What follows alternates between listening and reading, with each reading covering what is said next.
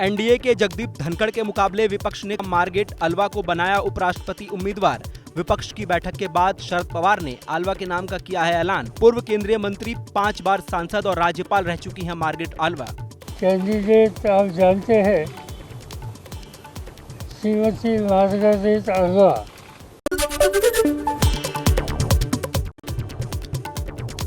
संसद के मानसून सत्र से पहले सरकार ने की सर्वदलीय बैठक। सरकार की ओर से रक्षा मंत्री राजनाथ सिंह ने मानसून सत्र पर विपक्षी दलों के नेताओं के साथ की चर्चा। बैठक में कांग्रेस समेत 36 पार्टियों के नेता रहे मौजूद।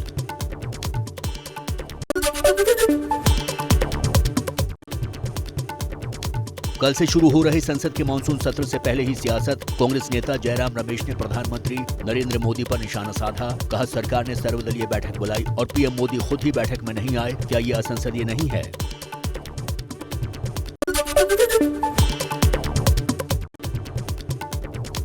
प्रधानमंत्री मोदी के सर्वदलीय बैठक में शामिल नहीं होने पर बोले संसदीय कार्य मंत्री प्रहलाद जोशी। मनमोहन सिंह कितनी बार बैठक में आते थे? सरकार हर मुद्दे पर चर्चा के लिए है तैयार। अभी प्रधानमंत्री जी व्यस्त होंगे, इस बार आए हैं नहीं है, लेकिन जो लोग अपने समय पे कितने बार प्रधानमंत्री जी को लाए थे। श्रीलंका के मौजूदा हालात को लेकर सरकार गंभीर। 19 जुलाई को श्रीलंका के मुद्दे पर करेगी सर्वदलीय बैठक।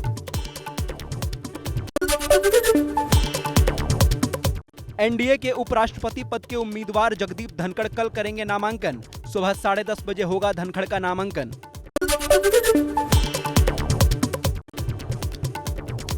बीजेपी अध्यक्ष जेपी नड्डा की यूपीए के घटक दलों से अपील। कहा, उपराष्ट्रपति चुनाव में एक किसान के बेटे जगदीप धनखड़ को अपना समर्थन दें। एक किसान पुत्र जो एक साधारण परिवार से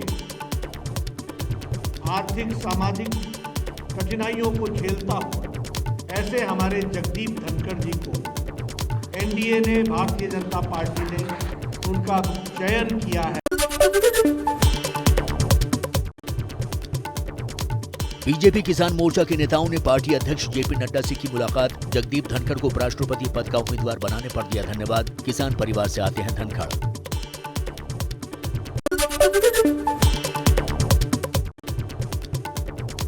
एनडीए के उपराष्ट्रपति उम्मीदवार जगदीप धनखड़ ने दिल्ली में गृह मंत्री अमित शाह से की मुलाकात। शाह ने धनखड़ को मिठाई खिलाकर दी बधाई।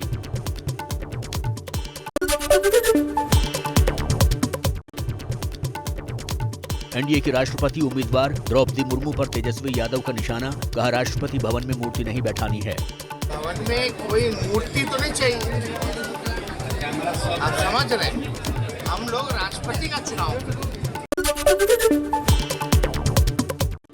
देश का नया राष्ट्रपति चुनने के लिए मतदान कल। एनडीए उम्मीदवार द्रौपदी मुर्मू और विपक्ष के संयुक्त उम्मीदवार यशवंत सिन्हा के बीच है मुकाबला। मध्य प्रदेश नगर निगम चुनाव में बीजेपी के किले में कांग्रेस की सेंध। 11 में से कांग्रेस ने 3 नगर निगम जीते, 7 पर बीजेपी का कब्जा, जबकि 1 नगर निगम में आप ने लहराया जीत का परचम। 2014-15 में एमपी के सभी नगर निगमों में बीजेपी को मिली थी जीत।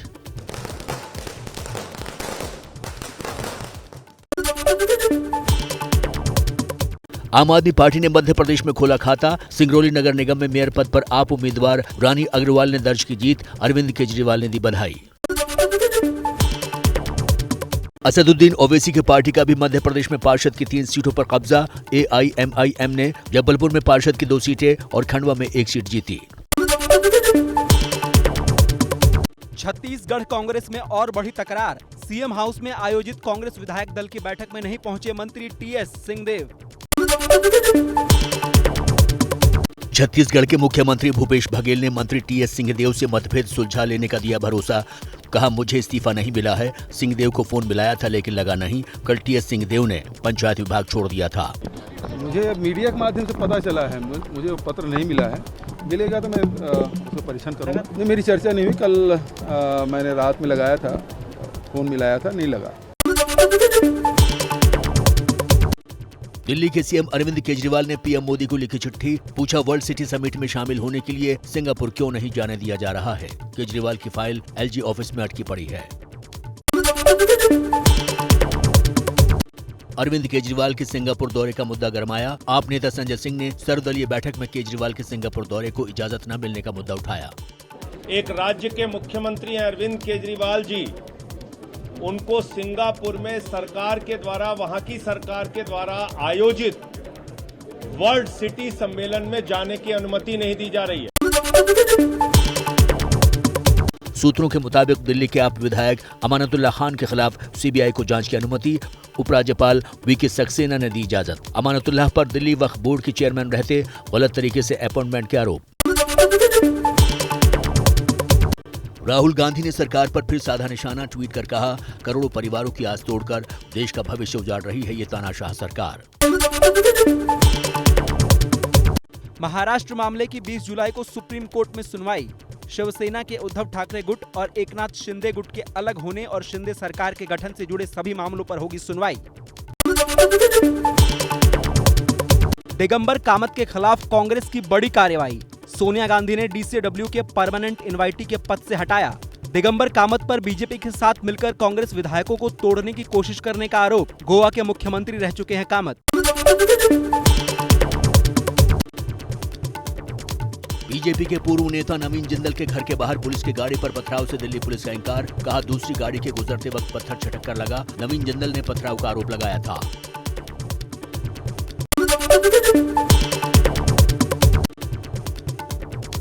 राजस्थान में अगले साल होने वाले चुनाव के लिए कांग्रेस ने शुरू की तैयारी। इसके मद्देनजर युवाओं को साधने के लिए एडवोकेट अनुज दत्त रावल को राजस्थान यूथ कांग्रेस के आरटीआई विभाग का कार्यकारी अध्यक्ष नियुक्त किया। अनुज दत्त रावल राजस्थान के युवा कांग्रेस नेता और विप्र सेना के लीगल सेल के प्रदेश उपाध्यक्ष भी हैं।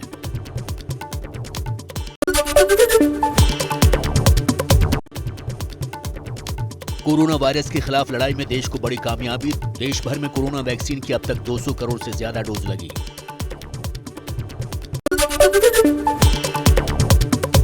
स्वास्थ्य मंत्री मनसुख मांडविया ने 200 करोड़ वैक्सीन डोज का आंकड़ा पार करने पर देशवासियों को बधाई दी। कहा, प्रधानमंत्री नरेंद्र मोदी के दूरदर्शी नेतृत्व में भारत ने इतिहास रचा। 200 करोड़ टीकाकरण का लक्ष्य पूरा कर लिया है। यह देश और देशवासियों के लिए गौरव की बात है। इतना मुश्किल लक्ष्य हमने मात्र 18 महीने में हासिल कर लिया है। पिछले 24 घंटे में देश में कोरोना के 20,528 नए केस सामने आए। इस दौरान 49 मरीजों ने दम तोड़ा। देश में कोरोना के 1,43,000 से ज्यादा एक्टिव केस।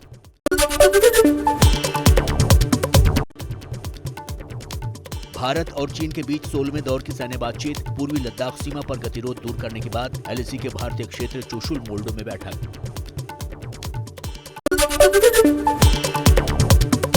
जम्मू कश्मीर के पुलवामा में आतंकी हमला। सीआरपीएफ के एएसआई विनोद कुमार हुए शहीद। पुलवामा के गंगू इलाके में आतंकियों ने पुलिस और सीआरपीएफ की संयुक्त नाका पार्टी पर की थी गोलीबारी।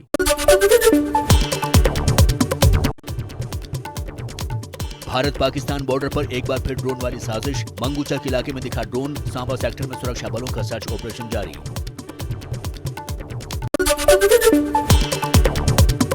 पंजाब के पठानकोट में भी पाकिस्तान की ड्रोन वाली साजिश। बीएसएफ के 46 राउंड फायर के बाद वापस लौटा पाकिस्तानी ड्रोन। शारजाह से हैदराबाद आने वाली इंडिगो की एक फ्लाइट को कराची डाइवर्ट किया गया। विमान में तकनीकी खराबी की वजह से कराची में उतरा विमान। मथुरा श्री कृष्ण जन्मभूमि विवाद फिर पहुंचा इलाहाबाद हाई कोर्ट। विवादित स्थल का वीडियोग्राफी सर्वे और वरिष्ठ वकील को कोर्ट कमिश्नर नियुक्त करने की मांग। श्री कृष्ण जन्मभूमि के मुख्य पक्षकार मनीष यादव ने दाखिल की है याचिका। कल होगी सुनवाई। लखनऊ के लुलु मॉल की सुरक्षा बढ़ाई गई। सिर्फ एक गेट से ही गाड़ियों को दी जा रही है entry. Police commissioner DK Thakur ने सुरक्षा व्यवस्था का लिया जायजा। लुलु मॉल में नमाज और हनुमान चालीसा पढ़ने का वीडियो आया था सामने।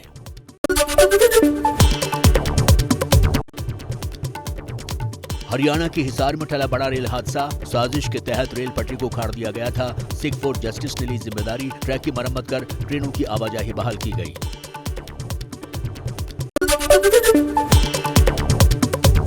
जम्मू कश्मीर के उधमपुर में अपने 3 साथियों पर फायरिंग कर आत्महत्या करने वाला आईटीबीपी का जवान मानसिक तनाव से पीड़ित था। जवान ने कल अपने 3 साथियों को घायल कर खुदकुशी कर ली थी।